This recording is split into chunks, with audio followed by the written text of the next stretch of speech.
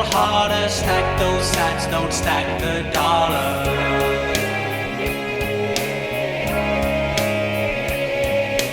Buy a little lower, try a little harder, stack those sats, don't stack the dollar. Right then. Now in this video I'm going to address the question that I get from quite a lot of my mates.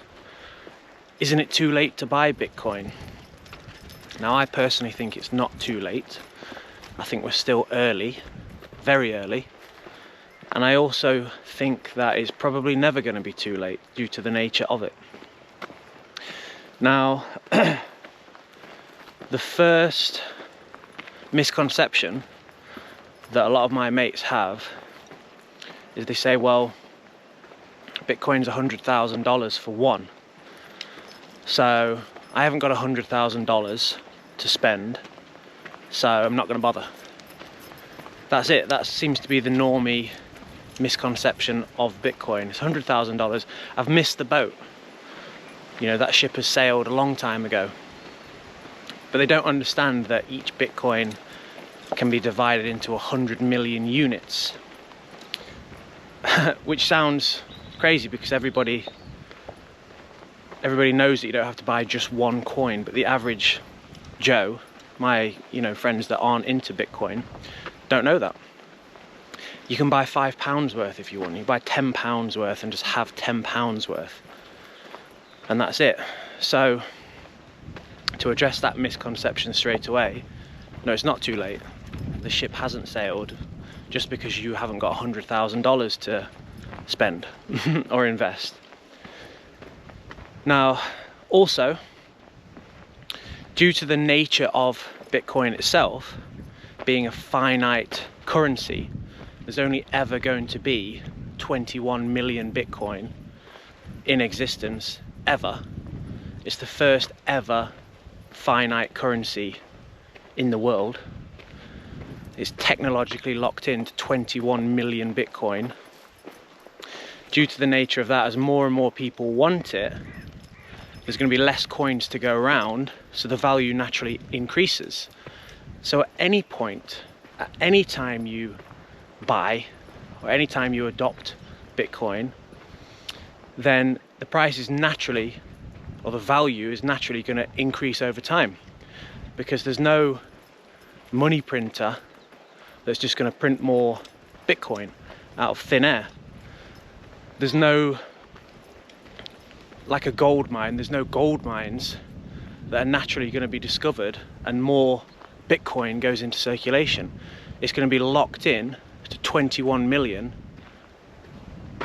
permanently. That's it. There's never going to be more than that. Therefore, due to its nature as a completely finite currency, the value is only going to ever go up and up and up long term.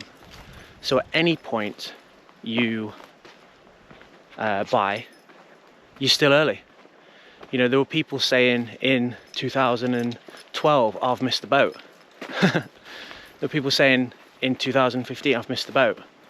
And there's people saying now, I've missed the boat. And there will be people in 2050 saying, I've missed the boat. You know, whatever time you choose to adopt it, it's still early. We're always going to be early. Now, every 4 years, the amount of Bitcoin that the miners get as a reward for completing a block halves. This is called the halving cycle. All of you already know this, I'm sure. Now, at the minute, we're in the 4th halving cycle out of 33. And in the year 2140, the entire blockchain will be completed. So we're only in the 4th halving cycle out of 33. So we're still early. Now at the minute, if a block is completed, you get 3.125 Bitcoin as a reward. The next halving is in 2028 and you'll get 1.5 Bitcoin. Now typically, with supply and demand, as the demand increases, the supply has to also increase to meet that demand. Now, due to the nature of Bitcoin and the halving cycles, as demand increases, which it is doing, the opposite happens. The supply halves every 4 years.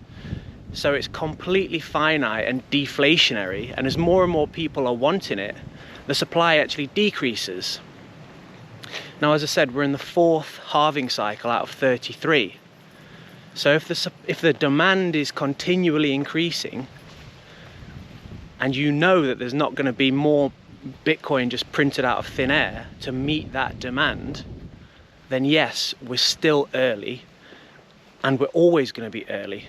Now, at the minute, global adoption of Bitcoin is at about 3% in 2025. Now, if you compare that to internet users, something like 65–67% of the world currently use the internet. Now, in the year I was born, that was 3%. So only in my lifetime, we've seen an increase from a 3% global adoption of the internet when I was born to now to 67% global adoption. Now, if you compare that to Bitcoin, which is currently at 3%, we're still early. We're still early. We're seeing more and more people adopt it. We're seeing more and more global institutions begin to adopt it. You know, hedge fund managers and whatnot like BlackRock, Fidelity, even Tesla, even countries like America, El Salvador are beginning now, in the last few years, to adopt it. So that's just starting. We're only just seeing global adoption. We're at 3%. And it's going to continue. So for that reason, we're still early.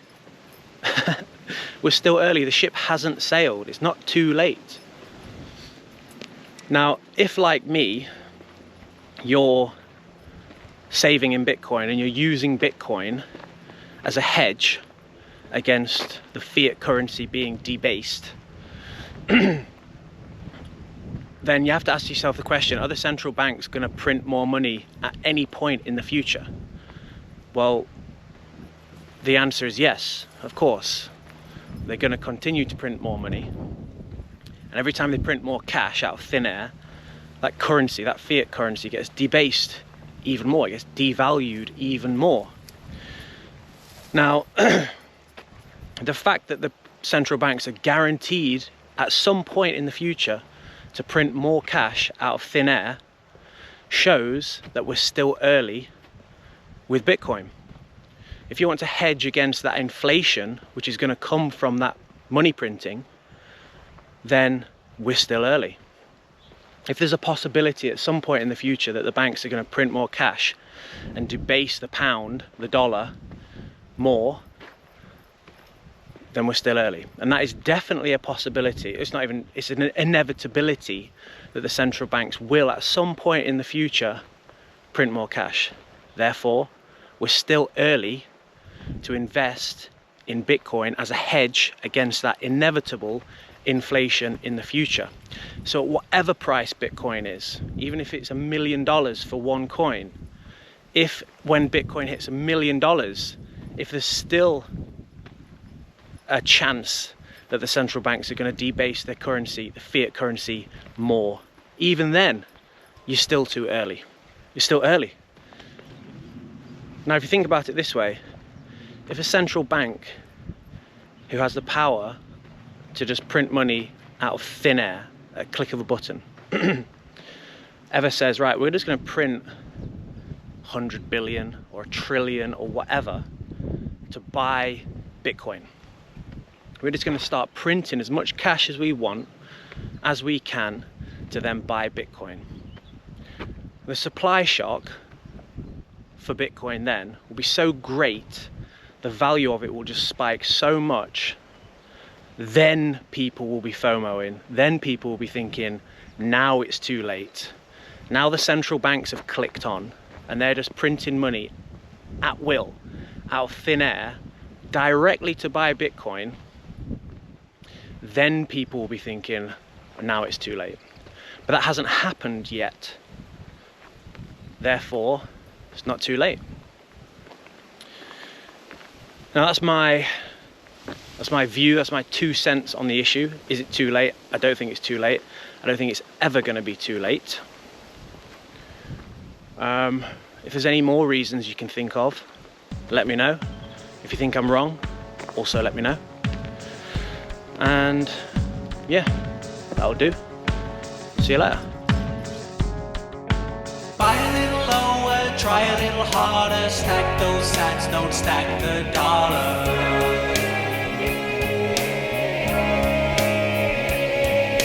Buy a little lower, try a little harder, stack those sats, don't stack the dollar.